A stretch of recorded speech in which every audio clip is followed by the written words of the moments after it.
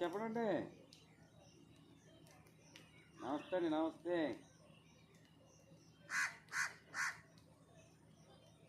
మా ఊరు గారా ఫోన్ అంటే అలాగే చేస్తూ ఉంటుంది. గేట్లో ఉన్నా. సరే. చెప్పండి.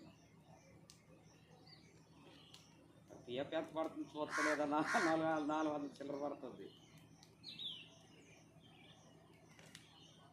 నాకు కూడా రాలేదు, కానీ నేను పిఎఫ్ యాప్లో చెక్ చేసుకుంటే అంతే ఉంది.